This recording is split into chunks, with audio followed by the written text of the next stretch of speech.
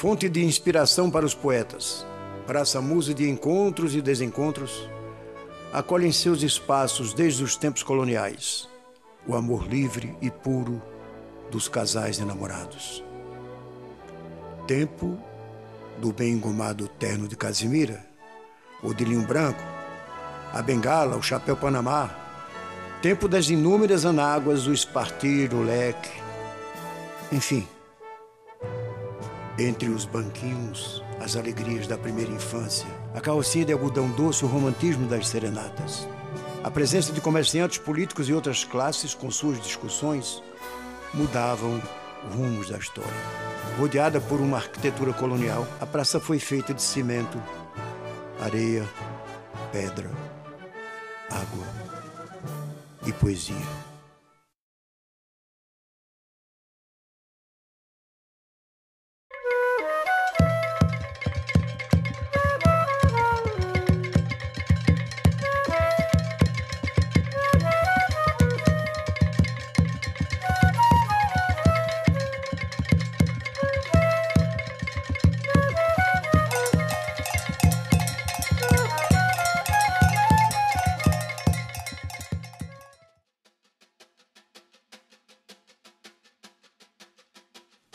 Hoje a Praça Leone Ramos, também conhecida como Praça de São Domingos ou Praça da Cantareira, conta suas lendas e histórias por alguns moradores, jovens de agora ou de outrora, que atravessam os tempos, mantendo em seus corações a pulsação forte com a energia da memória.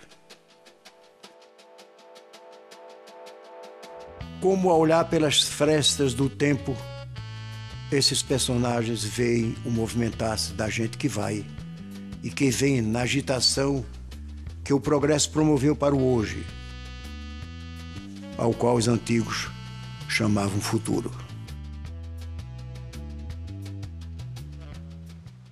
O fervilhar humano, essa efervescência de indivíduos tão diversos e talvez de rumos tão diferentes, já ocorria no século XIX, no então chamado Largo de São Domingos.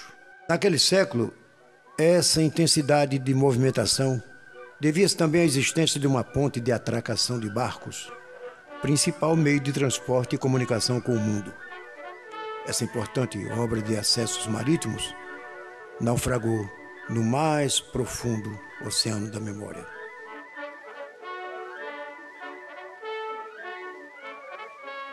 Em 1816, um navio vindo de Portugal com a família real e alguns membros da corte faz escala no Rio de Janeiro para depois ancorar em Niterói, seu destino histórico.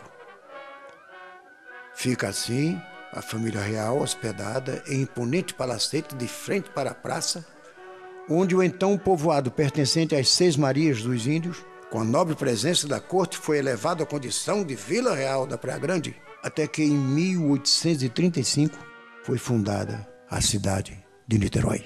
Algum historiador pode me corrigir, mas Niterói começou aqui. Mais ou menos esse terreno daqui, como até Hernani de Melo, era um terreno só com um casario, como se fosse um solar. E a família imperial, nessa época, ela acabou morando aqui durante um tempo, né? A primeira Câmara Municipal foi feita aqui, nessa praça. Isso aqui era o grande centro, né, onde as pessoas, onde a maioria da aristocracia niteroense se encontrava. A gente daquela época foi contemplada com a chegada do progresso.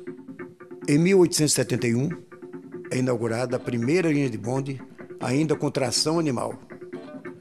Somente em 1906 é inaugurada a primeira linha oficial de bonde elétrico. É de se imaginar a alegria e a satisfação do povo. Nosso bairro sempre foi muito agraciado, sabe? Porque nós tínhamos o bonde Canto do Rio, o bonde Icaraí, o Graguatá. De 10 em 10 minutos tinha bonde. Passava aqui na minha porta. Depois dava a volta ali na pracinha. Esperava o bonde sentada no banco ali na pracinha. Descia para ela aqui, andava aqui na Geral Osório. E até lá no ponto do Graguatá. Aí voltava e ia lá para o centro. Servia a essas pessoas importantes também, né? Naquela época, ninguém tinha carro. A condução era o bonde mesmo. E havia um motorneiro chamado Iaiá. As crianças chamavam de Iaiá. Era um português Ele era um senhor, assim, gordo, e nós ficávamos esperando ele lá na porta da igreja de São Domingo. Aí o bonde parava ali, nós entrávamos, ele mandava a gente entrar bem, sentar bem pro canto, para não ficar... Aí chegava lá perto do coreto, ele parava, nós soltávamos, brincávamos ali à vontade. Aí passavam umas 2 viagens dele, ele chamava, batia para a gente vir embora.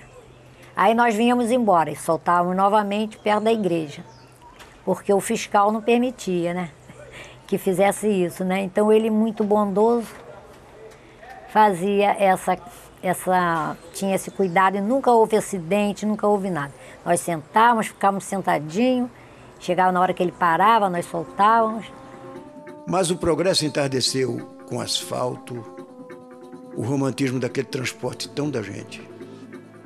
Somente a atual reforma da praça nos permite ver os antigos trilhos que lá estão, no chão feito raízes sem árvores, contando histórias que são poemas que o tempo não apaga.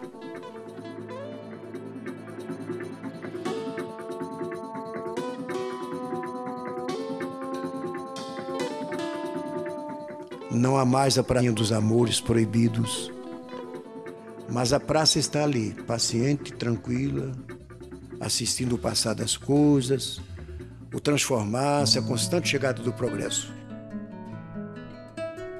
Em 1889, assistiu à inauguração da Companhia Cantareira de Viação Fluminense, com a concessão de transporte por barcas. Em 1906, respirou a poeira quando a companhia construiu à sua frente o estaleiro e oficinas Rodrigues Alves. Hoje, a fachada do imóvel, com seu valor histórico, é um bem tombado.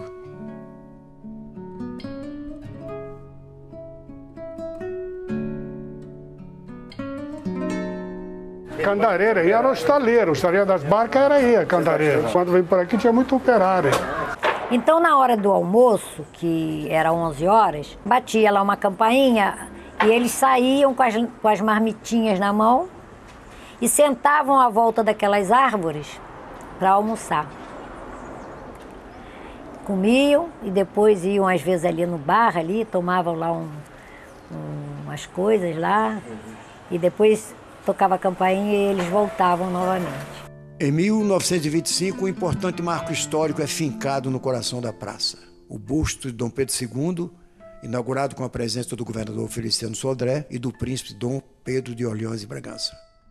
Mas a criatividade, a doce incoerência do nosso brasileiro povo não deixa passar a possibilidade de criar histórias e lendas, causos e assombrações.